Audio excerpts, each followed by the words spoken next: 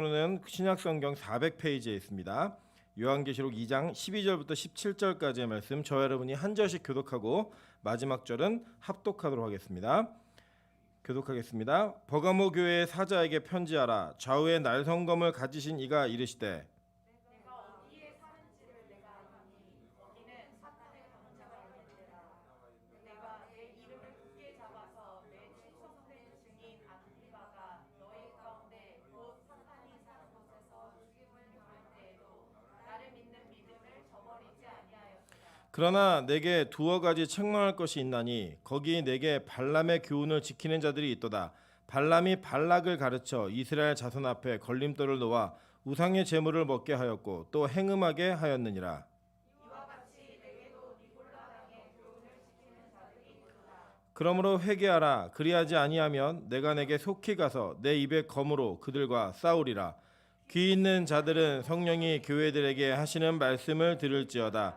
이기는 그에게는 내가 감추었던 만나를 주고 또 흰 돌을 줄 터인데 그 돌 위에 새 이름을 기록한 것이 있나니 받는 자 밖에는 그 이름을 알 사람이 없느니라. 아멘. 네, 우리 주변에 있는 분들에게 이렇게 한번 인사하도록 하겠습니다. 난 당신이 이렇게 반가운 사람인 줄 몰랐습니다. 네, 그래도 오랜만에 이렇게 적은 인원이지만 함께 예배할 수 있는 은혜가 있어서 참 감사합니다. 다행히도 우리의 기도와 또 열심히 노력으로 방역이 조금 성공하는 것 같아요. 그죠? 1000명을 넘어갔던 인원이 이제 300명대로 내려왔습니다. 조금만 더 노력을 하면 이제 뭐 200명대, 100명대 이렇게 내려와서 다 함께 또 예배드릴 수 있는 시간이 허락되지 않을까라는 기대감이 있습니다. 여러분 계속적으로 좀 기도해 주시고 또 이제 교회가 좀 이렇게 집중적인 타겟이 되고 있기 때문에 교회가 훨씬 더 조심을 해야 합니다. 그래서 교회 계시는 동안에도 이렇게 방역에 관련된 내용들, 손 소독제를 쓰신다든지 마스크를 내리는 행위는 하지 마시고 오늘 앉으신 것처럼 이렇게 지그재그로 지정된 자리에 앉으셔서 우리가 예배 가운데 또 이렇게 공무원들이 와도 좀 불편함이 없을 수 있는 그런 은혜가 계속 주어졌으면 좋겠습니다. 네, 오늘은 요한계시록 2장 12절부터 17절까지의 말씀을 가지고 중간은 없다라는 제목으로 하나님 말씀 증거하도록 하겠습니다. 우리가 연속적으로 교회에 대한 모습들을 배워가고 있습니다. 우리가 알고 있는 바처럼 하나님께서는 이 요한을 통해서 7 교회에게 편지를 쓰셨습니다. 그래서 이 요한계시록은 7 교회에게 쓴 편지이기 때문에 이 편지의 내용들을 듣고 읽는 사람들이 누구인가, 그리고 그 교회의 특성이 어떤가를 아는 것은 우리가 이 전체 본문을 이해하는 데 있어서 상당히 큰 도움이 됩니다. 그럼과 동시에 이 교회의 모습들은 역시 지금 현재 이 시대를 살고 있는 저와 여러분이라고 하는 하나님의 교회, 즉 성도들의 모습을 그대로 대변하고 있기 때문에 이 교회들의 모습 속에서 우리가 진짜 교회가 무엇인지, 교회가 정말로 갖추어야 될 부분과 경계해야 될 부분이 무엇인지를 성경 우리에게 정확하게 이야기하고 있습니다. 저는 이번 코로나 사태를 교회가 겪으면서 이 시기 이후에 이제 앞으로 한국 교회가 어떠한 길을 가야 될 것인가, 그리고 어떠한 방향성을 가져야 될 것인가를 저는 분명히 하나님께서 알려주신다라고 생각하고 있습니다. 더불어 그런 가운데 우리에게 이 요한계시록을 통하여서 교회가 무엇인가, 그리고 또 교회가 어떻게 승리해야 하는가를 알려주시는 것은 참 깊은 의미가 있다라고 생각을 합니다. 그래서 우리가 이 요한계시록을 우리의 말씀으로 다시 한번 또 붙들고 이 말씀 가운데 새로운 힘을 얻음으로 말미암아 하나님께서 주시는 은혜들을 누리시고 잘 준비하셨다가 하나님께서 다시 이 교회가 일어서기를 원하실 때에 힘차게 일어설 수 있는 빛과 소금 교회 성도 되시기를 주님의 이름으로 축원합니다. 네, 오늘은 버가모 교회에게 쓴 편지에 대한 내용들을 바라보겠습니다. 이 버가모라고 하는 이 지역의 지명은 헬라어로 페르가모라고 하는 지역인데, 이 페르가모라는 단어는 페르라는 단어하고 가모스라고 하는 단어가 합쳐진 합성어입니다. 뜻이 뭐냐면 페르는 이중이라는 뜻이에요. 그리고 가르모는 결혼이라는 뜻입니다. 그래서 이중 결혼이라고 하는 뜻이 있는 이 지역이었습니다. 이 가모스라고 하는 이 결혼하다라는 단어의 감이라는 단어, 그 어근은요 무슨 내용이냐면 연합하다라는 의미예요. 연합하다는 의미. 사실은 이 교회들의 편지를 쓰면서 이 교회가 가지고 있는 특성들을 이해할 때 이 버가모 교회라고 불렀던 버가모, 페르가모라고 하는 이 단어는 굉장히 이 지역에 있었던 상황과 아주 적절한 조화를 이루고 있는 것들을 보게 됩니다. 왜냐하면 이 베르가모라고 하는 버가모라고 하는 이 동네는 황제 숭배가 너무나 왕성했던 지역이에요. 우리 지난 시간에 살펴보신 바처럼 우리 서머나라고 하는 지역은 황제 숭배를 자발적으로 막 했던 그런 도시였잖아요. 그래서 이 서머나는 소아시아 지역에 황제 숭배를 퍼뜨린 그런 어떤 씨앗이 되었던 출발이 되었던 효시의 도시입니다. 반면에 이 버가모는 그 출발했던 황제 숭배의 분위기가 꽃을 피운 동네예요.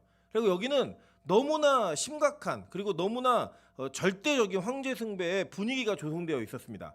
그리고 이 버가모라고 하는 지역에 있는 성도들은 황제 숭배를 하는 그 가운데에서 예수 그리스도를 주로 인정해야만 하는, 그리고 그것을 인정할 때 그들은 이 로마라고 하는 사회 속에서 철저하게 격리되고 철저하게 고립될 수밖에 없는 그런 환경 가운데 있을 수밖에 없는 성도들이었다라고 하는 사실입니다.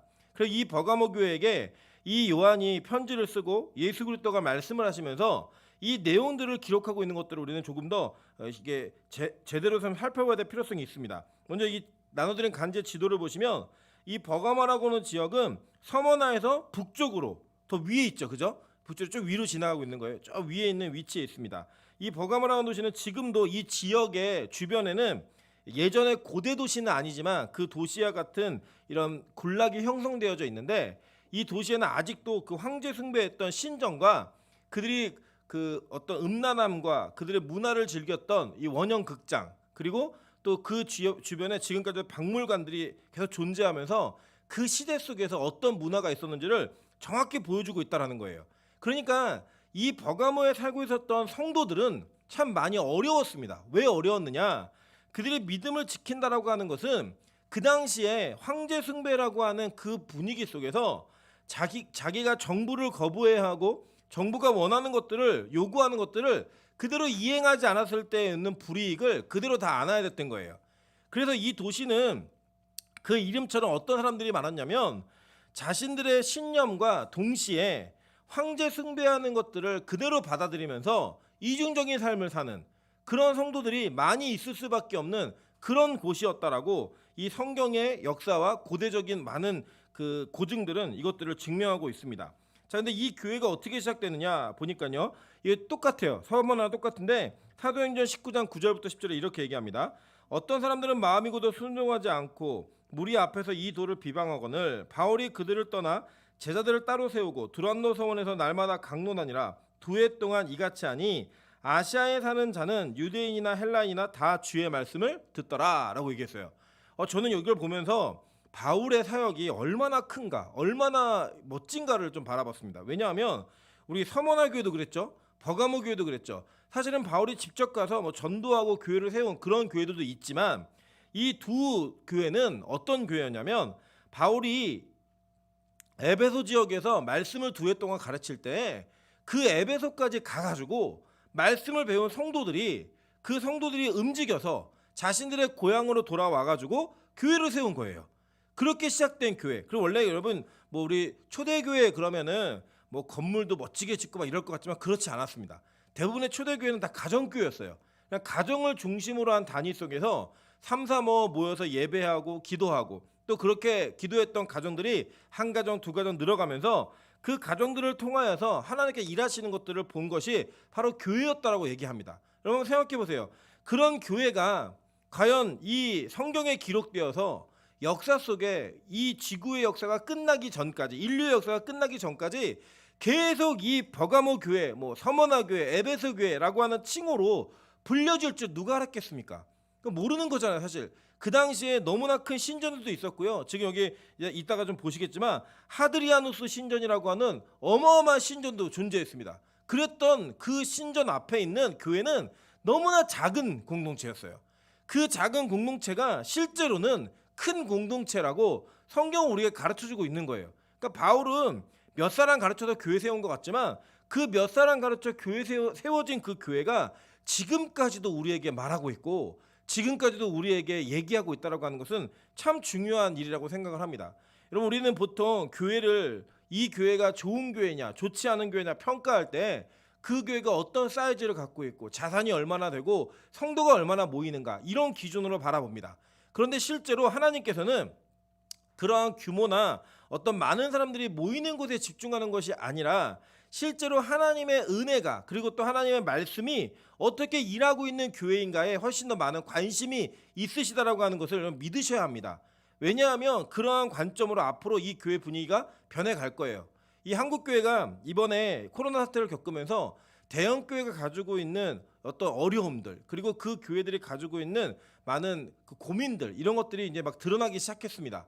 그 드러남을 통하여서 실제로 이 사회 속에서는 이 교회라고 하는 공동체를 혐오할 수밖에 없는 그런 분위기가 형성되어져 있습니다. 실제로 저희 어머니네 교회 한 성도가 교회를 나섰는데 집주인이 어디 가냐고 물어봐서 교회 간다 그랬더니 방 빼라고 이렇게 얘기했던 실제 사건들도 여러분 멀리 있는 사건이 아닐 것입니다. 아마도 지금도 우리가 이렇게 모여 예배하고 있는 것들은 사회 일각에서 또 많은 사람들이 지켜보고 있을 거예요. 교회가 일만 터져봐라. 교회는 반드시 묵사발을 만들어 버리겠다라고 하는 그런 분위기 속에 우리가 예배하고 있는 이 모습은 그렇게 뭐 편안하거나 좋기만 한 그런 모습은 분명히 아닐 것입니다.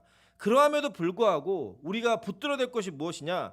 교회는 이미 초대교회 때부터 이러한 혐오와 이러한 핍박과 고난과 환난을 겪으면서 성장해 왔던 거예요. 그러니까 여러분 그런 분위기 이상하게 생각하지 마세요. 그렇게 말하는 사람하고도 싸우지 마세요. 교회가 싸우지 않았습니다. 교회는 그런 가운데서도 진짜 교회가 어떤 교회인가를 보여주는 그 믿음의 모습을 통하여서 하나님은 지금까지 교회를 이끌어 오셨어요. 믿으십니까? 눈에 보이는 버가모 교회는 없어졌을지 모르겠지만 이곳에 있는 영향력을 통하여서 지금 전 세계의 수많은 교회가 존재하고 있습니다. 그럼 마찬가지입니다. 앞으로 빛과 성교가 없어질 수도 있어요. 그러나 이곳에서 하나님이 역사하시는 그 역사를 따라 하나님의 계획대로 우리가 또 어느 곳에 가서 예배를 드리든 교회를 세우든 하나님의 역사는 계속 된다라는 거예요. 여러분 오른 주머니에 있는 돈을 왼 주머니에 옮긴다고 해서 돈이 없어지는 거예요? 아닙니다. 하나님의 역사는요.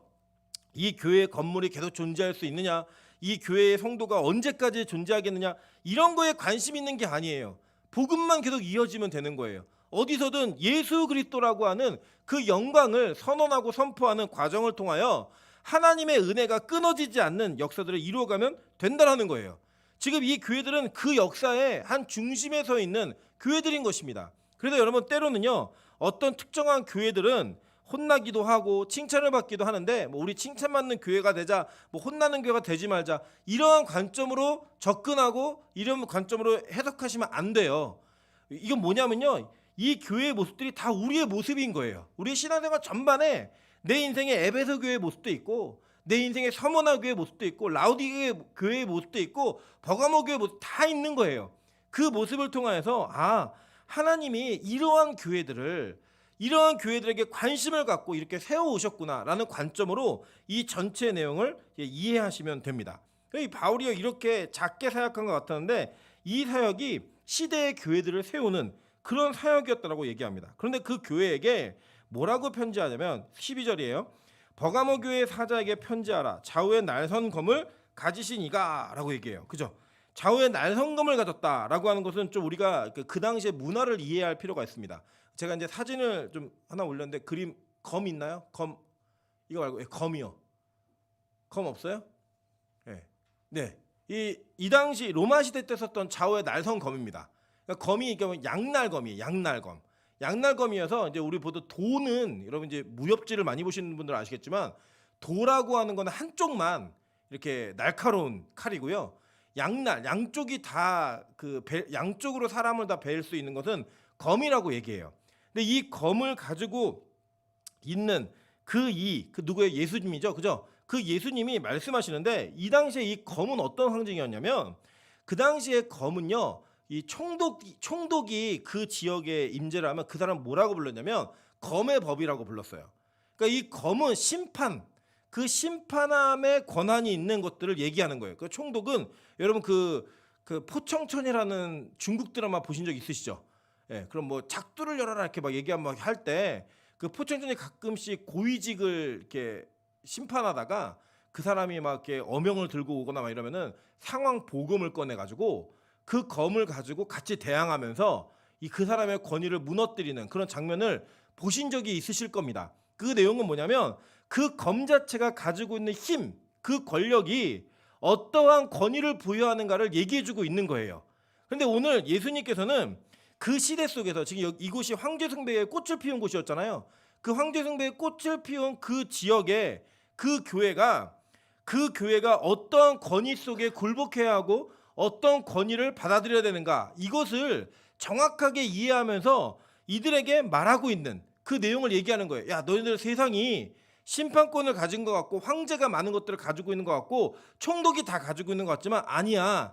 예수님이 날성검을 가지신 진짜 심판의 주야 라고 하는 것을 강조하면서 이 내용들을 얘기하고 있다는 거예요. 히브리서 4장 12절에는 이렇게 얘기합니다.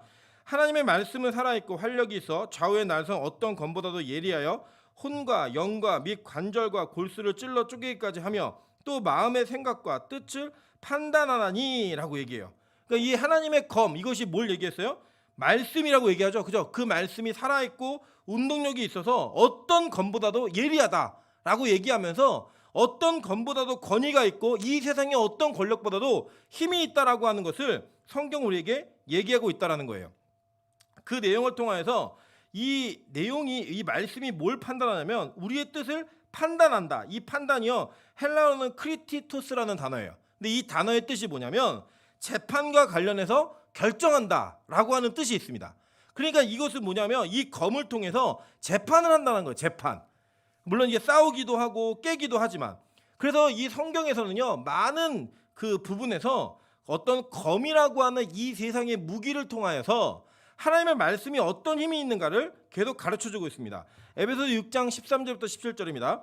그러므로 하나님의 전신갑주를 취하라. 이는 악한 날에 너희가 능히 대적하고 모든 일을 행한 후에 서기 위함이라. 그런즉 서서 진리로 너희 허리띠를 띠고 의의 호신경을 붙이고 평안의 복음이 준비한 것으로 신을 신고 모든 것 위에 믿음의 방패를 가지고 이로써 능히 악한 자의 모든 불화살을 소멸하고 구원의 투구와 성령의 검, 하나님의 뭘 가지래요? 말씀을 가지라 라고 얘기하는 거예요. 그러니까 여러분, 이 말씀 자체가 우리의 심판의 기준이 된다라고 성경은 이미 여러 번 이야기했고 이 교회에게도 말하고 있는 겁니다. 그러니까 즉 이중생활이라고 얘기했죠. 이 세상과 교회, 신앙과 이 양다리를 걸치면서 여기도 아니고 저기도 아닌 그런 애매한 모습으로 서 있는 자들에게 너희들 이 세상의 모든 일들을 어떤 기준으로 심판하고 있는지 아니? 여러분, 로마 시대의 법으로 지금 우리를 평가하나요? 우리 그런 얘기 하잖아요. 로마에 가면 로마의 법에 따라야 된다, 뭐 이런 얘기 하잖아요. 근데 여러분, 그 로마의 법이 여러분에게 적용되냐고요? 아니에요. 그 나라가 끝나고 나면 끝입니다. 그런데 하나님의 말씀은 태초부터 지금까지 동일한 하나님의 기준을 유지하고 있어요. 변하지 않아요. 여러분, 어떤 자유주의 학자들처럼 성경은 그 문화 속에서만 해석해야 된다. 그래서 뭐 예를 들면 동성애라든지 이런 문제들은 그 시대 속에서는 죄였지만 지금은 죄가 아니다라고 얘기하는 사람도 있거든요. 그 사람들은 뭘 주장하는 거냐면 말씀의 기준과 그 말씀의 판단이 시대에 따라 달라진다는 거예요. 그럼 여러분, 그렇게 따지면 세상 법하고 다를 게 뭡니까? 우리도 예전에는 뭐 그랬잖아요. 뭐 예전에는 범죄였는데 지금은 범죄가 아닌 것들, 뭐 이러면 간통죄 같은 거 옛날엔 그 범죄였잖아요. 근데 지금은 그 범죄가 아니라고, 형사법에 소추할 수 없는 문제라고 얘기해요, 세상은.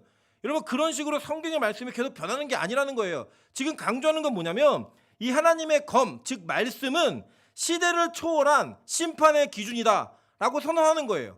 그래서 그 말씀을 갖는 것, 그 말씀을 손에 쥐는 것은 성령의 검, 즉 이 시대를 살아가면서 내가 어떠한 판단과 기준으로 살아가야 될 것인가, 악한 세대가 흘러갈 때 그 속에서 어떠한 텐션을 가지고 내가 가지고 있는 기준을 가지고 이것들을 바라봐야 되는가라고 하는 것들을 결정할 수 있는 우리의 무기라는 거예요, 무기. 그래서 여러분, 말씀이 없는 사람은요 절대로 이 세상에서 신앙을 지켜가며 살 수 없습니다. 그리고 우리 보통 그렇게 얘기합니다. 뭐 이곳에 가도 별로 특색이 없고 저곳에 가도 특색이 없는 사람들을 걔는 어디 가도 중간은 해, 이런 얘기해요. 그리고 보통 뭐라고 했냐면 야, 그냥 가만히 있으면 중간이라도 가라고 얘기하면서 이 한국 사회는 그냥 애매하게 대중 속에 섞여 있는 것을 굉장히 큰 안정감을 누리는 기쁨으로 알고 있습니다. 그러다 보니까요 우리가 세상에서도 예수 믿는 사람으로서의 특색을 가지기가 참 힘들더라는 거예요. 그래서 세상의 문화 속에서 세상 사람들이 술 먹고 담배 피고 죄를 지을 때 그 죄 짓는 그 속에 있으면서 그들과 같이 어울려서 균형 있는 모습으로 살아간다는 핑계 아래 나의 신앙이 무너지건 나의 기준이 무너지건 상관없이 그 상황 자체가 내게 기준이 되는 거예요. 그러다가 또 교회를 오면 그 교회 안에서 내가 가지고 있는, 그리고 사람들이 요구하는 기준을 따라 그 모습을 지키며 살고 있는 우리의 이중적인 신앙생활의 모습, 그 모습이 버가모 교회가 범할 수 있었던, 그 버가모 교회가 무너졌던 아주 중요한 그런 이유가 바로 우리 속에 지금도 여전히 존재하고 있더라는 거예요. 제가 일전에 그 30대 초반에 대학교에서 강의를 하면서 가르쳤던 과목이 뭐였냐면 기독교 문화의 만남이에요. 근데 이 수업이 얼마나 얼토당토한 수업이냐면 그 일반 대학교에서 교양 필수 과목으로 이 과목을 그냥 넣은 거예요. 이유는 뭐냐면 그 이사장님이 그 굉장히 믿음 좋으신 분이어가지고 그냥 그 교양 수업을 반드시 넣으라고 해서 넣은 겁니다. 그러다 보니까요, 이제 둘 중에 하나를 이수를 해야 돼요. 하나는 뭐냐면 체프를 듣든지 아니면은 이 수업을 듣든지 해야지만 졸업이 되는 거예요. 4,000명의 아이들이 고민을 합니다. 어떤 고민이냐면 일단 체풀은 들어가면 자다가 나와도 출석 체크만 하면 되는 거예요. 그러니까 이제 학교 개강이 딱 시작되면은 무조건 체풀부터 누리는 거예요. 클릭 해가지고 거기에 탈락한 아이들이 기독교 문화에 만나면 오는 거예요. 그러니까 예배가 너무 싫고 예배에 탈락한 아이들이 이제 오는 거예요. 거기라도 들어가가지고 어떻게든 내가 쉽게 넘어가겠다. 이제 그런 아이들이 강의실에 많을 때는 100명, 적은 반은 30명 이렇게 앉아 있습니다. 얘네가 얼마나 열받겠어요. 교회도 안 다니는데 이거 수업을 들어야 되는데 그 내용이 다 교회에 관련된, 기독교에 관련된 내용인 거예요. 그런 강의를 하면요, 뭐 진짜 여러분 인터넷에서 보는 안티크리스찬들 있잖아요. 걔네 저는 직접 대면합니다. 질문이 뭐 왜 목사 이름으로 교회에 막 다 명의가 다 돼 있냐, 헌금은 왜 내라 그러냐, 10분의 1은 왜 떼어가냐, 막 이러면서 별의별 얘기들을 막 다 얘기합니다. 그런 아이들하고 이제 대화를 나누면서 이제 얘기하다 보면요, 놀라운 사실 한 가지를 발견해 뭐냐면 그 중에 그 무리 중에 꼭 10%는 예수를 믿는 아이들이라는 거예요. 근데요, 처음엔 얘기 안 해요. 처음에는 손들어 그래도 얘기 안 해요. 근데 이제 또 여러분 아시는 바와 같이 또 제가 또 뭐 다른 건 별로 못하지만 이건 또 괜찮잖아요. 그래갖고 한 학기 동안 수업을 하고 나면 아이들이 이제 어느 정도 설득이 좀 되는 분위기가 돼요. 그러니까 어느 정도까지냐면 교회를 다니겠다까지는 아니어도 교회에 대해서 다시 한번 생각해봐야겠다. 기독교가 그렇게 나쁜 것만은 아니구나. 이 정도까지는 와요. 그러고 나면 제가 이제 그때 다시 묻습니다. 교회 다니는 사람 흔들어봐요. 그러면 거기서 10%는 꼭 손을 들어요. 물어보면 회장이래요. 체험팀 리더래요. 뭐 이런 얘기들을 해요. 근데 왜 처음부터 얘기 안 했니? 라고 물어보면 그 친구들의 마음 가운데 뭐가 있는 거냐면 거기에서 예수 믿는다라고 말하기가 너무 힘든 거예요. 교회 다닌다고 말하기가 너무 힘든 거예요. 심지어는 강의 내용 중에 창조론과 진화론에 대한 내용들을 이야기합니다. 그래서 창조론 믿는 사람은 그럼 손을 못 들어요. 그런데 그 아이들이 교회 가면 체험팀 리더예요. 학생부 회장이에요. 청년부 회장이고 걔네들이 교회 가면 뭐라 그러겠어요? 교회에서요, 진화론 믿는 사람 그래 손 못 드세요. 믿어도 여기 안에서는 또 그런 분위기 있잖아요. 그죠? 그냥 본능적으로 졸다가도 할렐루야 그러 아멘 하면서 눈 뜨는 그런 우리의 본능이 있잖아요. 그죠?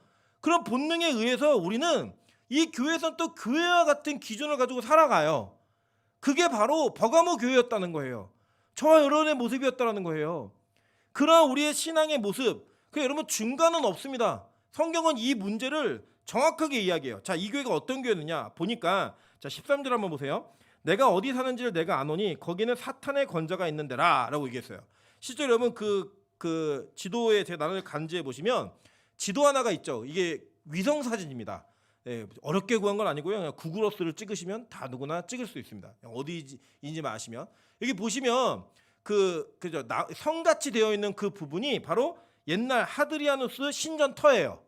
근데 이 신전이 뭘 섬겼냐면요, 먼저는 황제들을 섬겼고요. 그러니까 로마 황제 하드리안 있죠. 하드리아누스 그 로마 기독교를 핍박했던 그 황제에게 바쳐졌던 신전이었고 이 신전에는 제우스 그죠? 그리고 뭐 술의 신 디오니소스 그죠? 의술의 신 트라이아누스 그죠? 그리고 이런 이방 신들 제우스 신전도 있었어요. 제우스 신전. 이 신들을 섬기는 신전들이 존재했고 동시에 거기에 황제도 그 신전에서 숭배하는 그런 일들이 있었던 곳이에요. 그래서 이 요한이 편지를 쓰면서 얘기할 때 야 거기에는 사탄의 권자가 있는 곳이다 라고 얘기해 준 거예요. 그 내용이. 그래서 실제로 이 지역 버가모에는 그러한 신전 숭배가 너무나 활성화되어 있었고 거기서 누구든지 황제 숭배를 하지 않으면 이상한 그런 지역이었어요. 그 지역 자체가. 그 지역에 누가 나타났냐 보니까 있는 데라 내가 내 이름을 굳게 잡아서 내 충성된 증인 안디바가 너희 가운데 그 사탄이 사는 곳에서 죽임을 당할 때에도 나를 믿는 믿음을 저버리지 않았다라고 얘기해요. 그죠? 그러니까 이 사람은 어떤 사람이었냐면 그런 환경 속에 믿음의 절개, 즉 성령의 검을 가지고 싸우다가 전사한 사람인 거예요. 순교한 사람. 그런데 그 반면에 보면 자 14절에 뭐라고 얘기하냐면 그러나 내가 두어 가지 책망할 것이 있나니 거기 내게 발람의 교훈을 지키는 자들이 있도다라고 얘기했어요. 그죠? 그리고 뒤에 보세요. 15절에도 이와 같이 내게도 니골라당의 교훈을 지키는 자들이 있도다라고 얘기하면서 이거 누구에게 쓴 편지냐면 교회에게 쓴 편지잖아요. 그 교회 안에 발람의 교훈을 지키는 자들이 있었고 교회 안에 니골라당의 교훈을 지키는 자들이 있었다라고 얘기하고 있는 거예요. 즉 이 교회는 한 곳에는 순교하는 그 믿음의 동료가 있었기도 했지만 동시에 발람의 교훈과 니골라당의 교훈을 지키는 자들이 교회 안에 함께 모여 있다라는 얘기를 그 요한도 들었고 예수님이 이 교회 상황을 정확하게 보신 거예요. 그리고 책망하고 있는 거예요. 그래서 여러분 이 교회는 어떤 교회였느냐? 믿음이 있는 한 사람의 상징적인 순교 그것만을 붙들면서 자신들은 이중적인 삶을 살아가는 그런 모습이었다는 거예요. 여러분 이게 지금의 한국교회의 아주 적나라한 모습입니다. 잘 생각해 보세요. 한국교회는 어떤 성도들이 있었냐면요. 신앙을 지키면서 수없이 많은 총칼의 위협 앞에서도 자신들의 믿음의 절개를 지키며 그 믿음 속에 목숨을 잃었던 순교의 피가 흐르고 있는 교회입니다. 그죠? 그래서요. 예전에 우리 한국의 초대교회의 어떤 예화들을 보면 어떤 목사님들, 훌륭한 목사님들도 얘기하고 있지만 성도들이 얼마나 믿음이 좋았는지를 계속 얘기해주고 있어요. 그래서 막 우리 한국교회는 사실 여자분들이 세우신 거거든요. 권서인들 뭐 이런 분들이 여성 전도인들이 전도하고 복음을 전하고 한글을 가르치고 이러면서 교회를 막 세워왔어요. 우리 그 홈런 공부하실 때 한국 초대교회 공부하셨던 분들 기억나시죠? 그죠? 그 여성 전도사님들의 사진들이 지금까지 남아 있잖아요. 그랬던 헌신 그리고 교인들이 얼마나 이 교회들을 세워왔는지 이런 것도 막 보잖아요. 그렇게 보는 한국교회 이 전통 속에 이제 이 한국교회에서는요. 많은 회자가 되고 스포트를 받는 사람은 누구냐? 목사들 몇 사람이에요. 스타 목사들 몇 사람 만들어 놓고 그 스타 목사의 헌신과 희생과 수고가 모든 성도들에게 자기의 자랑이 되어 있으면서 그 자랑과는 별개로 나의 삶은 이 세상의 이중적인 양다리를 거치는 삶을 살면서 내가 어느 교회에 어느 목사님이 섬기는 교회에 있다라는 그 하나만을 가지고 나의 신앙의 강도와 내 충성의 강도와 믿음의 강도를 결정짓는 그런 모습이 있다는 거예요. 여전히 자기의 삶은 발람의 교훈을 따라 살고 있고 니골라당의 교훈을 따라 살고 있으면서 교회의 목사가 훌륭한 목사 하나 있고 교회에 훌륭한 성도 하나 있으면 그 한 사람을 희생양으로 모델로 그냥 세워둔 채로 나는 여전히 양다리의 삶을 살고 있는 그런 모습의 교회의 모습. 그게 바로 지금 저와 여러분의 모습이라는 거예요. 그러니까요. 나는 새벽 기도하는 거, 나는 철학 기도하는 거, 나는 매일 예배 드리는 거 안 해도 우리 교회가 그렇게 하고 있고 어떤 성도가 어떤 목회자가 그렇게 살고 있으면 그게 자랑인 거예요.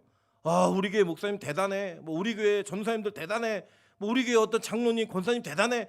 그렇게 한 사람의 희생, 안디바와 같은 사단의 권세 아래 굴복하지 않고 죽은 그 순교자를 하나 붙들어 놓고 여러분은 여전히 이중생활하는 거예요. 발람의 교훈과 니골라당의 교훈을 따라 사는. 그게 누구의 모습입니까? 저 여러분의 모습이라는 거예요. 저 여러분의 모습. 저에게는 참 부담스러운 가족이 있습니다. 그게 누구냐면 저희 어머니이십니다. 잘 아시겠지만 목사님이세요. 근데 저희 어머니는 제가 진짜 봐도 와 어떻게 저렇게 사역을 할지라고 하는 그러한 열정과 열심으로 평생을 살아오신 분이에요. 그러니까 29에 하나님께 붙들림 바 된 그 이후로부터 매일 예배를 쉬지 않고 드리신 분이고 뭐 지금은 몸이 연약하셔서 이제 쉬시는 날도 계시지만 최근까지만 하더라도 매일 하루에 3번씩 예배를 계속 드려오셨던 분이에요. 또 교회가 개척될 때는 혼자서 식당에 밥도 하시고 차량 운행도 하고 설교도 하고 찬양 인도도 혼자 다 하셨던 분이에요. 제가 그런 어머니가 있다라고 하는 것이 저에게는 참 부담스러웁니다. 어떻게 보면 이제 제가 누리는 영적인 축복의 통로이기 때문에 감사이기도 하지만 또 어떤 면에서는 제가 갖는 그 목사라는 기준이 있잖아요. 사역의 헌신의 기준. 그 기준이 좀 어려워요, 그냥. 예. 그러니까 저는 어머니 흉내만 내도 사람들이 되게 열심히 한다 그래요. 근데 저희 어머니는 그렇게 해도 되겠냐고 이렇게 얘기하는 그런 부담감이 있습니다. 그런데 제 안에 어떤 모습이 있냐면 우리 엄마가 그런 분이기 때문에 나는 좀 덜해도 되겠지. 나는 조금 여유가 있어도 되겠지. 라고 하는 생각이 저에게도 있더라고요. 제 안에. 여러분 그런 모습이 여러분에게 없으십니까? 우리 어머니가 우리 아버지가 열심히 살아왔던 평생을 기도했던 그 기도가 있으니까 나는 좀 나태해도 되겠지. 나는 좀 괜찮게 지내도 되겠지. 라고 하는 여유가 혹시 있으시다면 여러분 다 무너뜨리세요. 그게 바로 버가모 교회가 혼날 책망당할 내용들이었다라는 거예요. 저는 빛과 소금교회가 그런 교회였으면 좋겠습니다. 우리 장로님 권사님들이 1시간 기도할 때 청년들은 2시간 기도하는 교회. 청년들이 2시간 기도할 때 중고등부는 3시간 기도하는 교회.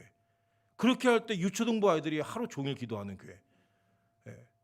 영유치부 아이들이 금식하는 교회. 그거 안 되나요? 어쨌든 그렇게 날이 가면 시간이 지날수록 정말로 이 안디바라는 한 사람만이 나타나는 것이 아니라 그 뒤에 제2, 제3, 제4의 안디바가 줄줄줄 나오는 그런 교회. 그런 교회였으면 좋겠어요. 마찬가지입니다. 여러분 저희도 이렇게 보지만 교회 중에 좀 피해야 되는 안 가야 되는 교회 중에 하나가 뭐냐면 사역자들 사이에서 목사님이 너무 열정이 있는 교회, 너무 열심히 있는 이런 교회 가면 안 되는 교회예요. 지금 제가 볼 때는 향후 5년 안에 빛과 소금교회 그런 교회가 될 겁니다.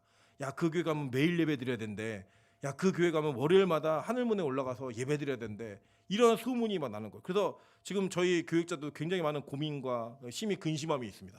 이 교회를 떠나야 될 것인가? 떠나면은 망할 것 같고 계속 있으면 힘들어 죽을 것 같고 이런 고통과 고뇌가 있는 그런 교회예요. 근데 저는요 이 교회가 정말 그런 교회였으면 좋겠어요. 어떤 교회였으면 좋겠느냐? 성령의 검을 가지고 세상과 부딪히지 않으면 견딜 수 없는 교회. 그게 안 되면 양다리 걸치면서 절대로 견딜 수 없는 교회. 내가 변하든지 떠나든지 둘 중에 하나밖에 할 수 없는 교회. 그런 교회였으면 좋겠는 거예요. 여러분 교인 많지 않아도 됩니다. 정말 강력한 작지만 그런 교회가 되면 하나님께서 우리 교회는 그냥 축복해 주시면 되는 거잖아요. 그죠? 우리 교회 성도들이 그 기쁨 속에 은혜를 누리다가 하나님 오시는 주님 오시는 그날 그분과 함께 영광스럽게 그 은혜를 누리면 되는 거잖아요. 목적이 그거지. 이 땅에 5,000명, 10,000명 이런 교회 만드는 게 목적이에요? 저는 절대 아니라고 생각해요. 다만 제가 기도하는 바가 있다면 하나님 우리 부교육자들을 좀 전임 사역자로 책임질 수 있을 정도의 규모는 되게 해주세요라는 기도는 하고 있습니다. 그 정도는 욕심 아니겠죠, 그죠? 예. 그 정도의 기도, 그 정도의 기도는 하지만 교회가 막 수없이 필요 이상으로 막 숫자가 늘어나고 얼굴도 보는 성도가 왔다 갔다 했을 때 그 사람이 왔는지 안 왔는지 이런 것도 알 수 없는 그런 교회가 되는 게 무슨 의미가 있겠어요? 저는 오히려 그런 것보다 제2, 제3의 안디바가 나오는 그런 교회였으면 좋겠다라는 거예요.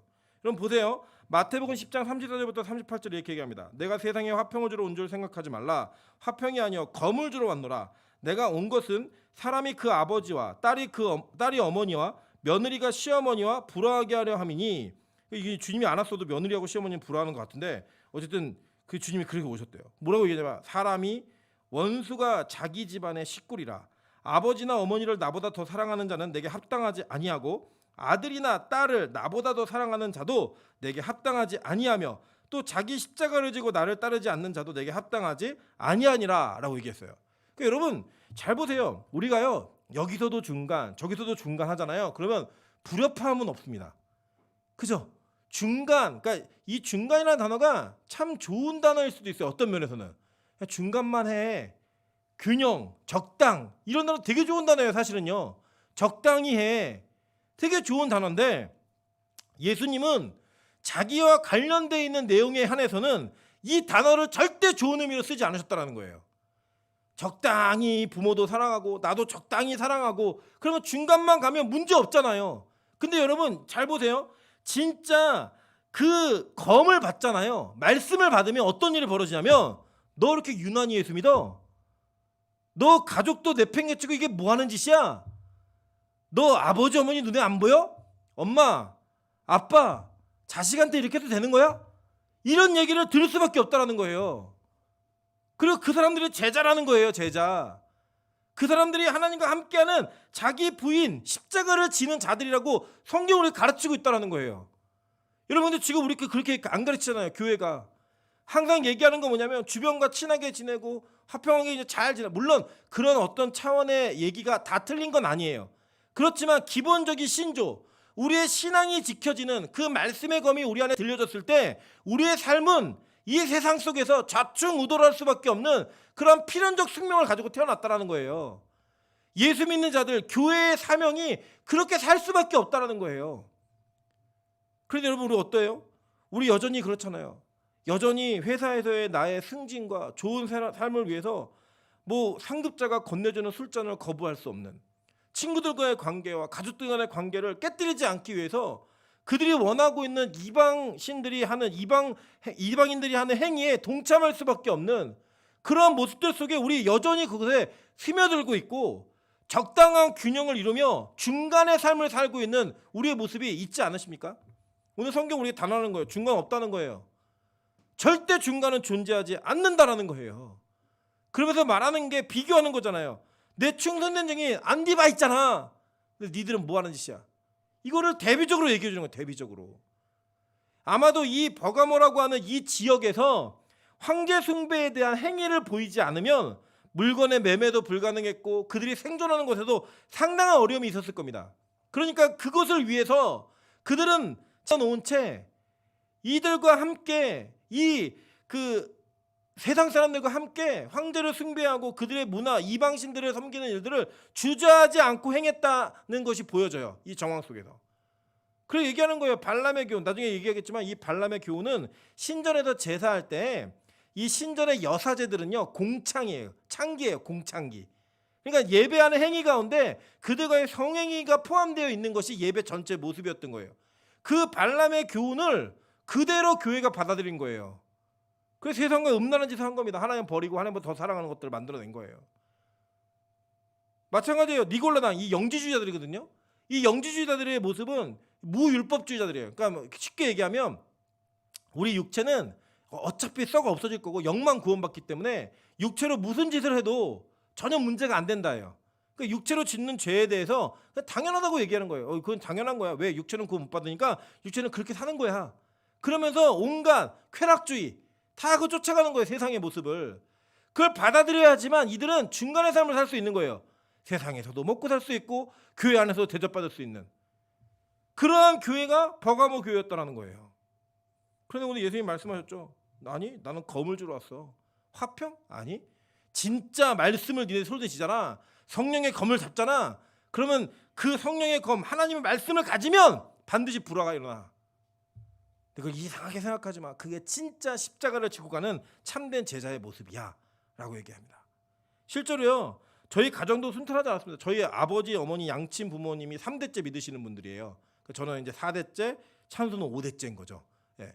그런 집안에서 저희 어머니가 어느 날 갑자기 매일 예배를 드리며 매일 새벽 기도하고 매일 철야 기도를 하기 시작하니까요, 저희 아버지가 난리가 났습니다. 가정을 지키지 않고 뭘 하느냐.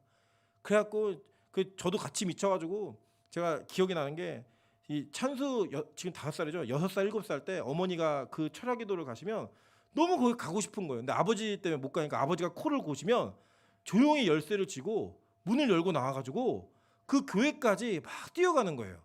뛰어가는데 그 캄캄한 밤에 얼마나 무섭겠어요. 육교를 건너가는데 하루는 어떤 아저씨가 자기랑 같이 가자고. 제가 막 울면서 아니에요 그러면서 살려주세요 그러면서 이게 막 교회까지 뛰어갔던 그런 경험도 있고 기억도 있습니다. 그러니까 오면요, 아버지가 문을 안 열어주세요. 들어오지 말라고. 왜냐면 자세히 보면 여러분, 그냥 결혼해갖고 온전하게 집안일마다 여자가 어느 날 갑자기 성령의 검을 붙들더니 매일 밤마다 나가서 기도하기 시작하는 거예요.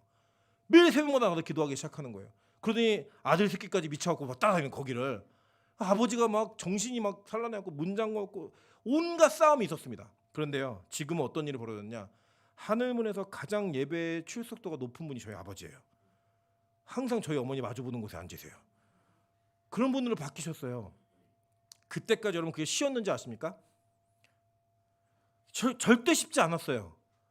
그 사건 속에, 그런 상황 속에 많은 어려움이 있었지만 그 시간이 오랫동안 지나고 나서 확인한 건 뭐냐면 이게 맞았다예요. 이게 맞았다예요. 그 순간에는 많은 충돌이 있었고 많은 어려움이 있었다니까요. 그런데 그 어려움 속에 진짜 제가 고등학교 때까지만 해도 저희 부모님이 싸우시면 우리 집 이혼하나? 이 생각이 들 정도로 정말 힘든 싸움들이 있었습니다. 왜냐? 성령의 검이 교회 안에 들어오니까, 우리 집안에 들어오니까 그런 문제가 발생되더라고요. 그 발생되는 문제 속에서 하나님의 말씀을 붙들었던 그 결론이 뭐냐? 지금은요, 저희 가정은 가장 축복받은 가정이라고 저는 단언할 수 있습니다. 저는 우리 교회에 있는 각 가정에게 이 성령의 검이 들려지기를 주님의 이름으로 축원합니다. 여러분, 이거 뭐 부부싸움 하라는 얘기 아니에요. 그런데 이 믿음의 검을 붙들고 성령의 하나님의 말씀을 붙들면 여러분, 이 세상 속에서 타협하지 않고 중간이 없는 하나님의 충성된 증인으로 살 수 있는 힘과 믿음을 가질 수 있다는 거예요.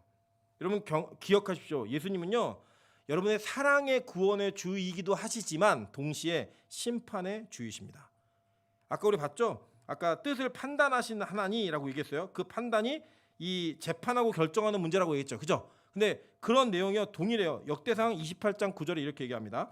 내 아들 솔로몬아, 너는 내 아버지 하나님을 알고 온전한 마음과 기쁜 뜻으로 섬길지어다. 여호와께서는 모든 마음을 감찰하사라고 할 때 이 감찰이라는 단어가 히브리어는 다라쉬라는 단어인데 찾아내다예요.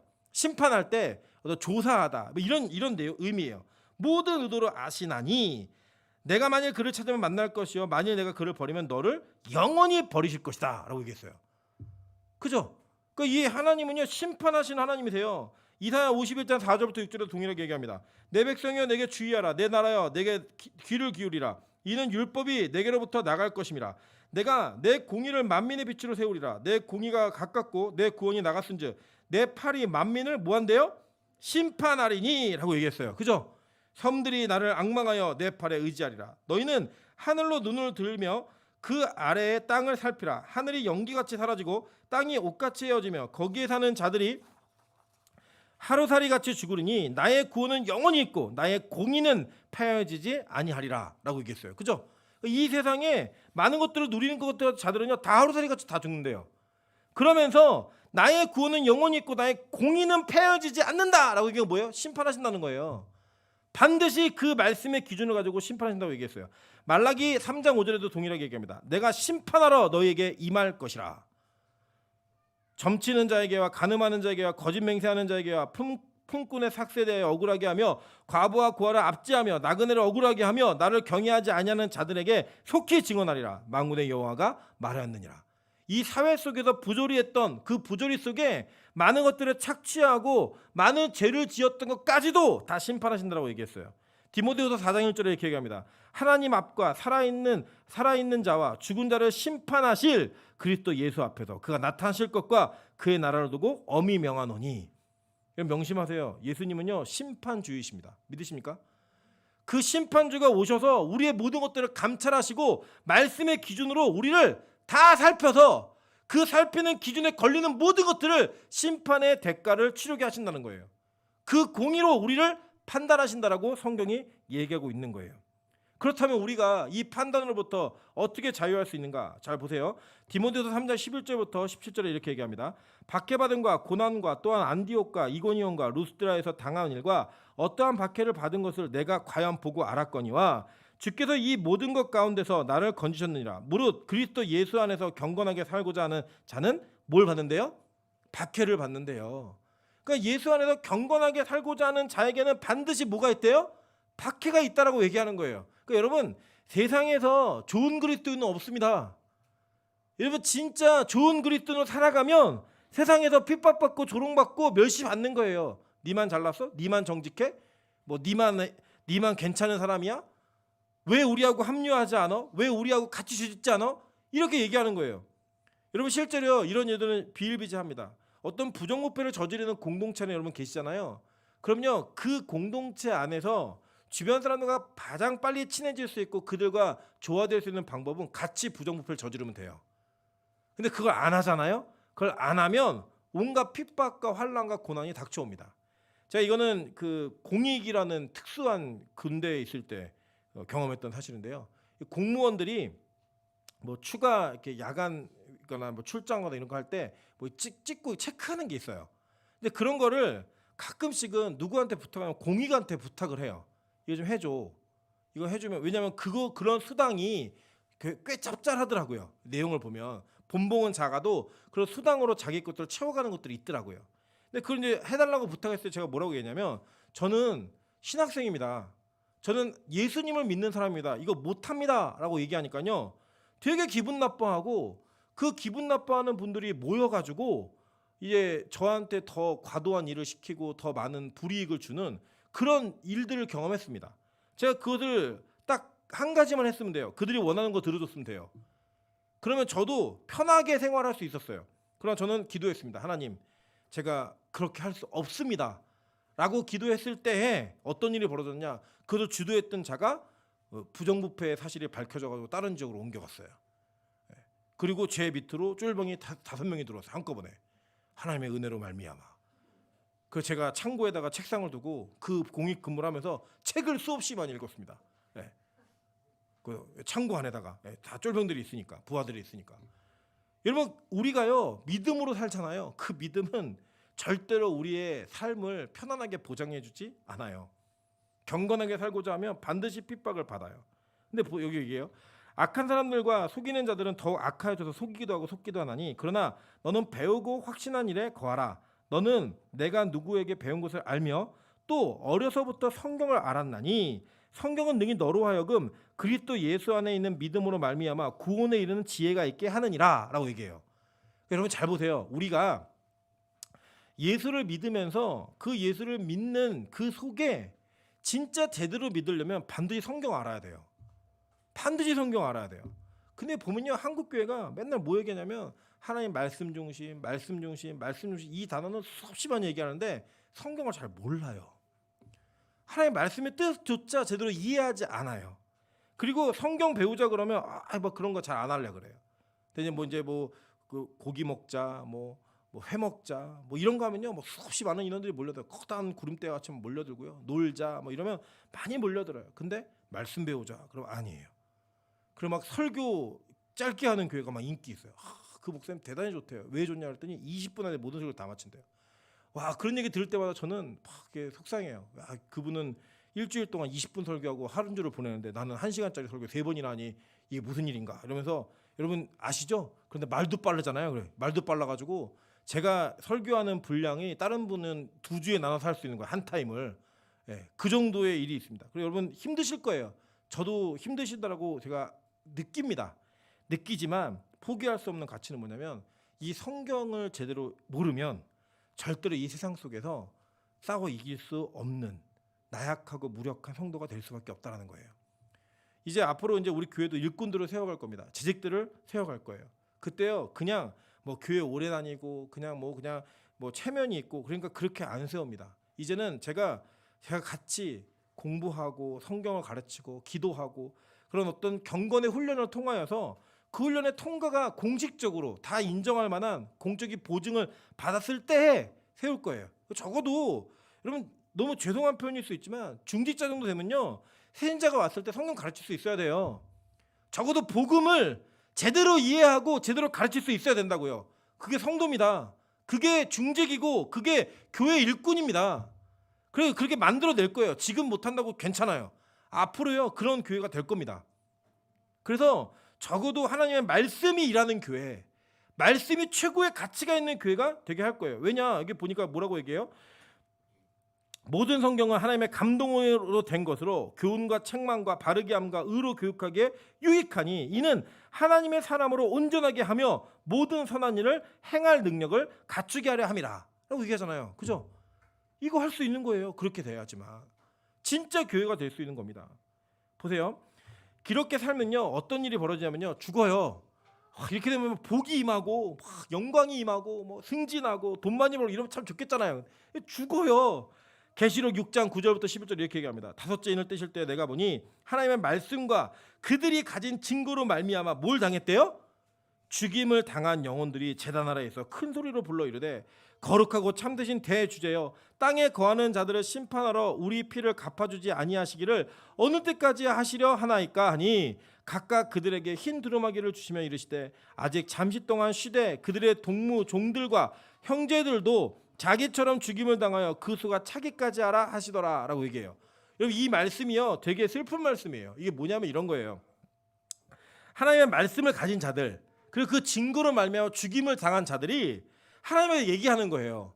아니 하나님 우리 이 땅에 있는 자들을 심판해갖고 우리 좀 억울함도 좀 풀어주시고 하나님 공의를 좀 세워주세요. 이거 언제까지 그냥 두실 겁니까? 라고 얘기했더니 하나님이 얘기하시는 거예요.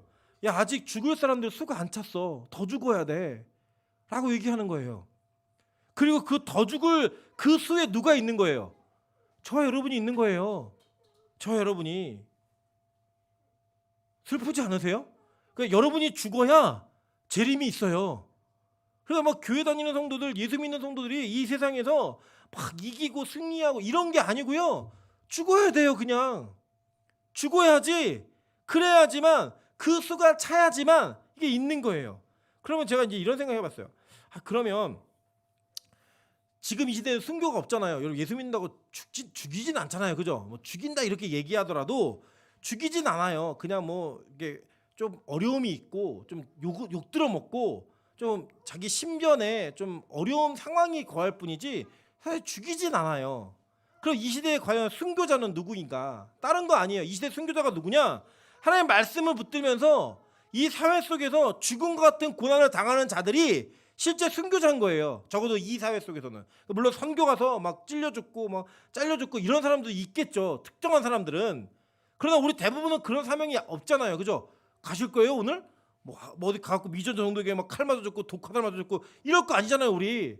그럼 뭐냐? 말씀 붙들고 살면서 그 말씀의 기준이 우리를 지배하고 통치하는 그걸 따라가다 보니까 이 사회 속에서 소외되는 거예요. 왕따가 되는 거예요. 이상한 종특이 되는 거예요. 우리 안에 온전함이 사회적 관계 속에 온전함이 없고 다 깨어진 상처가 있는 거예요. 예수 믿는다는 것 때문에 파혼당하고 예수 믿는다는 것 때문에 축복받을 결혼을 축복받지 못하고 그런 일들을 경험하면서 그게 바로 이게 고난이구나. 이게 순교의 자세구나. 갖는 거예요. 그걸 버릴 순 없잖아요. 직장을 갈 때 예수 믿어요? 네. 안 되겠습니다. 주일날 우리 일해야 됩니다. 그래도 취업을 못한다. 그게 바로 고난이고 순교인 거예요. 그걸 감당해내는 삶, 그걸 받아가는 거, 그게 바로 이 땅에서 죽는 겁니다. 저는 우리 빛가서 교회가 더 많이 죽는 교회 되길 주님으로 축원합니다. 진짜 죽는 교회가 됐으면 좋겠어요. 여러분 저에게도 기도 많이 해주십시오. 제가 이제 목회를 단임 목회를 하는 초보잖아요. 초보 목회다 보니까 아직까지는 그 순결함 또 이제 뭔가 정직하게 뭘 하고 싶은 이런 마음이 있는 것 같아요.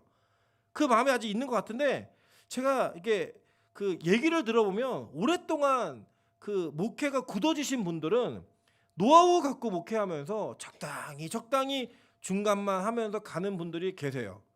그런데 또 보면요 그런 교회들이 큰 교회들이에요. 우리 교회보다 더 크고 많이 모이고 저보다 더 영향력이 있어요. 그래서 제 안에 왜 그런 마음이 없겠어요. 하나님 저런 교회보다는 큰 교회가 되게 도와주세요. 이런 마음이 있겠죠. 근데 그런 기도할 때마다 하나님이 계속 주시는 마음은 그거 아니라는 거예요. 그걸 이겨서 뭐 할 건데 더 커져도 뭐 할 건데 어차피 안 들을 사람들은 그냥 네 길 가. 그 외로운 거예요 그냥. 그 네 길 가. 가는 거예요 그냥. 뭐 남들이 알아줘서 매일 예배 드리자는 게 아니에요. 그냥 우리 그냥 하나님이 그렇게 인도하셨으니까 그렇게 예배 드리면 가는 거예요. 주중에도요 홈런 안 하면 너무 편해요. 행복하고 편하고 좋고 막 그래요. 근데 그걸 또 준비하고 하면은 또 들어오시는 분들이 있어요. 눈치껏 빠져주시면 안 모이니까 하지 말자 이럴 텐데 꾸역꾸역 다 들어오세요. 그냥 들어와가지고 또 그 같이 하는 거예요. 그냥 하면서 남들은 안 해도 되는 거. 사실 저희 교회 전사님들 많이 위로해 주세요. 다른 교회에서 하는 일이 한 5배 하는 것 같아요. 제가 볼 때는 5배. 예. 물론 저도 그랬어요. 전도사 때 막 시키지도 않은 성경공 만들어가지고 월요일날 출근해서 막 공부 가르치고 막 이랬거든요. 막 그랬더니 이제 제가 꼰대가 된 것 같아요. 같이 그렇게 해야 된다. 막 이런 마음으로 같이 가는 것 같아요. 되게 힘든 것 같아요. 근데 전 믿어요. 저게 순교의 모습인 거예요. 다른 게 아니고 저게 순교의 모습인 거예요. 그냥. 전 우리 교회가 그렇게 갔으면 좋겠습니다. 그런 교회 됐으면 좋겠어요. 뭐 남이 뭐 어떻게 하든 뭐 상관없이 우리에게 주신 은혜 그거 붙들면서 쭉 하는 거예요. 그러면 외로울 겁니다. 힘들 겁니다. 그래도 가세요. 이 발람과 니골라당의 교훈 이거 해야 되는데 이게 진짜 시간이 또 이러네요. 왜냐하면 감추인 만나 흰돌이 또 있기 때문에 이거 마음이 좀 힘듭니다. 여러분 제가 항상 너무 깜짝 놀라시키면 준비한 거에 반 정도밖에 못합니다. 너무 죄송합니다. 어쨌든 간에 이런 상황 가운데서요. 발람과 니골라 그러니까 발람은 쉽게 얘기하면 이런 거예요. 여기 이 단계 읽어보세요. 읽어보시면 다 아는 이야기인데 발람이 원래 발락에게 청탁을 받았는데 거절해요. 거절하다가 돈 때문에 움직입니다. 움직여갖고 원래 내용이 뭐냐면 발락의 청탁에 의해 이스라엘 백성을 좀 저주하라는 거예요. 그러니까 이 사람이 이제 성경에는 선지자라고 표시가 되어 있지만 실제로 무당 같은 존재예요. 근데 이 무당 같은 존재를 통해서 하나님이 이스라엘을 축복하세요. 3번이나 축복을 하세요. 그러니까 이 발람이 자기도 하나님이 말씀하신 건 말하니까 난 더 말 못한다. 그러니까 이제 발락이 내가 돈 많이 주고 데려간다. 너 뭐라 짓이냐 그러니까 꾀를 하나 줘요. 뭘 주냐면 이 모압 여자들에게 같이 음행을 할 수 있는 걸 하게 하라고. 그러면 이스라엘에서 그냥 지리멸려 자기끼리 망할 거라고. 그러면서 모압 여자들이 그 주변에 가고 막 이렇게 음란한 예배를 드리는 거예요. 왜냐하면 이 당시 그 고대 종교에는요 다 성이라고 하는 것이 다 연결돼 있어요.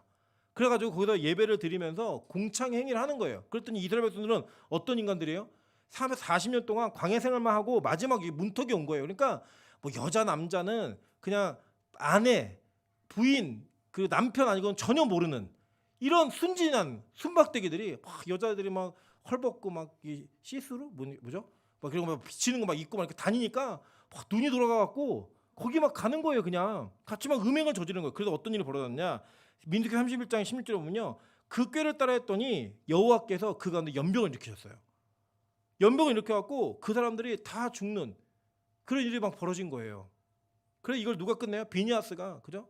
들어간 남자 여자를 다 창으로 깨고 꼬치 만들어갖고 끝냈잖아요. 지금 한국교회 그게 필요한 거예요. 여러분 코로나가 우연이라고 생각하십니까? 뭐 누가 만들었든 자연 발생해서 생겼든 이렇게 대유행을 하고 우리가 마스크를 이렇게 쓰고 다닐 수밖에 없는 이 환경은요 누가 만드셨다고 생각해요? 아까 우리 권사님도 기도하셨지만 하나님 만드신 거예요. 저는요 이거를 뭐 누구를 뭐 지칭해서 욕을 하고 이게 아니고요. 여러분 하나님이요 저는 이 병을 통해 한국교회 현실과 우리의 주소를 다 드러냈다고 믿어요. 우리 회개해야 됩니다.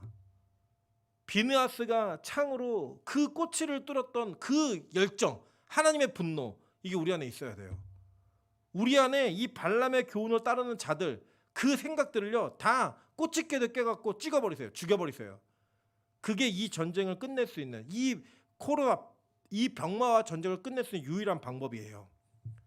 한국교회 회개해야 됩니다. 여전히 가짜뉴스를 퍼뜨리고 그 가짜뉴스에 의지해서 맹목적인 자신들만의 공동체를 위해서 어떤 피해가 가도 전혀 외면한 채 있고 정의 사건까지 터졌잖아요. 그게 뭐예요? 그냥 한국교회 민낯이에요. 우리 다 그렇게 살았어요. 우리가 욕할 대상이 아니라 우리 자신이 그런 모습이었다는 걸 하나님 보여주신 거라고요. 회개가 없으면 절대 이거 끝나지 않아요. 이 니골라당 이 사람들 누구냐면요. 영지주의자들이에요. 그러니까 이 사람들은 그러니까 예수님이 육체에 부활하지 않았다는 거예요. 영혼만 부활했다는 거예요. 그냥. 그래서 여러분 요한이 그래서 뭐라고 써요? 요한일서 1장 1절에 이렇게 얘기합니다. 태초부터 있는 생명의 말씀 예수님에 관하여는 내가 들은 바요 눈으로 본 바요 손으로 만진 바다. 헛소리하지 마. 내가 만졌어 봤어. 그거 끝내는 거예요. 그냥. 그러니까 여러분 요한을 무시해야지만 우리가 영지주의자들에게 갈 수 있는 거예요. 영지주의자들 누구냐? 바로 이제 뭐 지금 박옥수 그리고 그 누구죠? 저기 세월호 유병헌 이런 사람 다 영지주의자들이에요. 구원파. 믿으시면 안 돼요. 여러분 명심하십시오. 우리 육체도 심판받습니다. 우리 육체도 구원받아요. 동시에. 그걸 꼭 기억하셔야 돼요. 그러면서 말했어요. 그러니까 야 내가 율법 폐하러 온 게 아니야. 무율법주의, 쾌락주의로 살라는 게 아니야. 내 율법 완성하러 왔어. 그 완성이 뭐냐? 사랑으로 살라는 거예요. 성도들끼리. 그러면서 이렇게 살아가는 자들, 즉 이긴 자들에게 감추인 만나와 힌도를 준다고 약속하셨어요. 감추인 만나가 뭐냐? 요한복음 6장 31절부터 35절입니다. 기록된 바 하늘에서 그들에게 떡을 주어 먹게 하였다 함과 같이 우리 조상들은 광야에서 만나를 먹었나이다.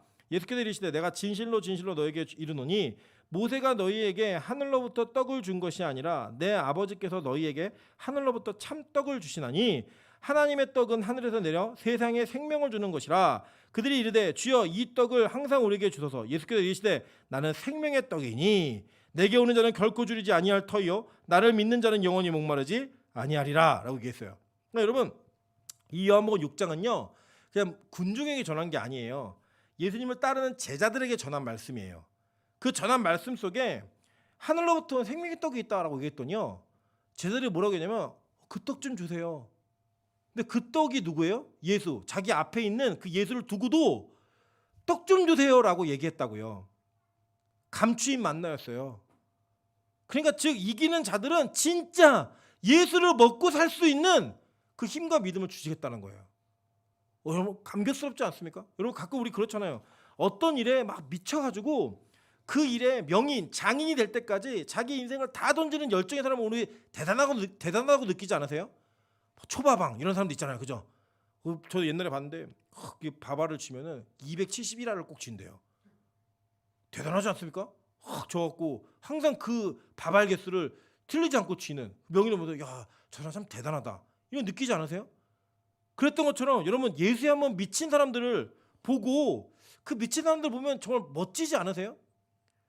제가 이제 말씀을 드릴게요. 우리 교회가 언젠가 넘어설 목표이긴 하지만 제가 예전에 눈이 엄청 많이 와가지고 이제 오갈 수 없는 그런 상황이 됐던 상황이 있었어요. 그때 제가 이제 하늘문에서 사역을 하고 있었는데 설교를 하고 있는데 설교하는 도중에 설교가 거의 끝날 쯤 되니까 성도들이 막 들어오는 거예요. 이거 뭐지? 그랬더니요. 10km가 되는 거리에서 차가 못 움직이고 멈춰 있으니까 그분들이 집에 가자가 아니라 다 내려가지고 그 10km의 산 2개를 넘는 산을 걸어서 예배드리러 온 거예요. 그 예배드리러 와서 예배 자리에 앉아서 예배를 같이 드리는 거예요. 그 예배를 드리고 난 다음에 집에 못 가잖아요, 상황이. 그러니까 이제 어떻게 하지 그랬더니 그 이사야 41장을 설교했는데 42장을 또 설교하래요. 그냥 그 자리에 예배를 드려요. 여러분 멋지지 않으십니까? 예배에 미치고 복음에 미치고 예수에 미치니까 감추었던 만나가 자신들의 유일한 생명이라는 걸 아니까 그 생명을 붙들고 사는 거예요. 저는 세상 사람들이 빛과 소금교회 성도들 보면서 부러워했으면 좋겠어요. 야, 저 상황에 예배를 드리고 저 상황에 하나님을 찾네. 이 상황에 예배 드리는 거에 미쳐가지고 어떻게 할 줄을 모르네. 참 대단은 하다. 부럽다 야. 걱정 안 하고 저렇게 예배 드리면 살 수 있으니. 그런 교회 되면 안 될까요? 제 욕심인가요? 감추었던 만나. 와, 이거 먹으면 생명의 떡 영원히 산대. 이게 바로 예수예요. 그 진실을 아는. 힌도를 얘기하죠. 그 힌도는 뭐냐면요. 그 당시 힌도는 2가지로 쓰였어요. 이 재판장에서 재판한 다음에 유죄인 사람에게는 검은도를 줬고요. 그리고 무죄인 사람에게 흰도를 주는데 그 흰도를 줄 때 거기에 이름을 새겨줬어요. 왜냐면 그게 우리 얘기하면 판결문이에요. 판결문. 나 무죄야 라고 얘기할 수 있는 그 흰도에다 이름을 새겨줬어요. 또 한 가지는 이 극장에 입장권이 있어요. 입장권을 줄 때 흰도에다 이름을 새겨줬어요. 그리고 이제 보시면 이게 발 같은 게 발 모양인데 그 발을 대놓고 그게 이제 성인 인증이에요. 딱 그 발보다 크면 난 성인. 이렇게 들어가는 거예요. 거기를.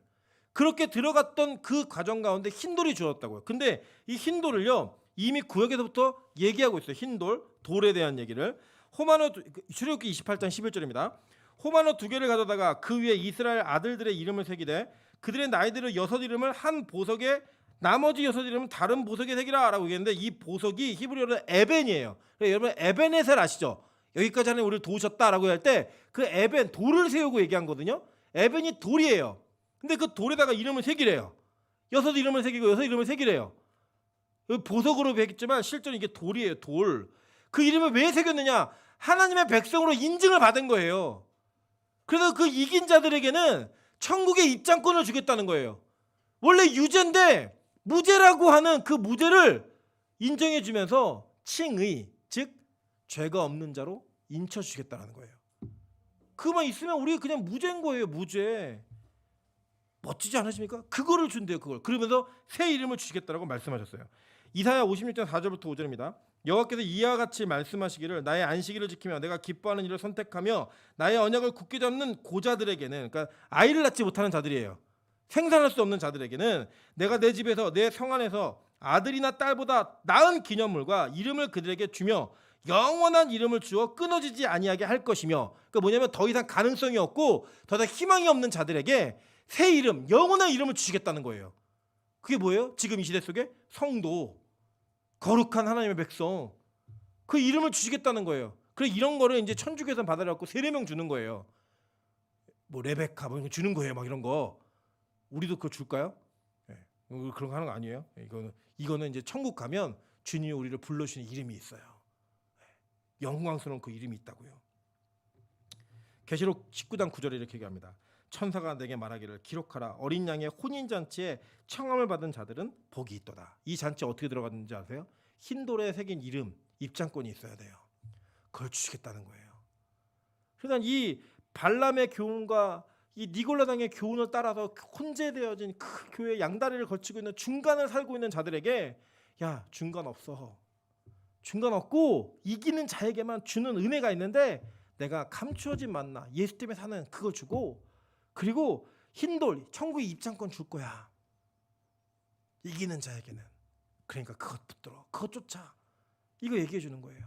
오늘 이 요한의 그리고 예수께서 말씀하신 버가모 교회에게 말씀하신 내용은 지금 저와 여러분에게 동일하게 말씀되어지고 있는 것입니다.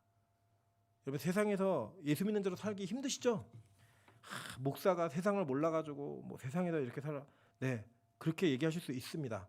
그리고 어쩌면 그 말씀이 맞으실 수도 있어요. 근데 저는 한 가지는 분명히 압니다. 저는 세상을 모르지만 예수님은 압니다. 그 예수님이 우리의 유일한 소망이시고 그 유일한 소망이신 예수께서 이 세상을 어떻게 살라고 하셨는지를 압니다. 그 세상을 몰라도 여러분에게 세상을 어떻게 살아야 되는지는 정확히 알고 알려드리는 것입니다. 이 말씀 붙들면서 버가모 교회 제2의 안디바, 제3의 안디바가 우리 빛과 소금 교회 성도들 되기를 주님의 이름으로 축원합니다. 같이 한번 우리 찬양으로 기도하도록 하겠습니다. 우리 이 찬송가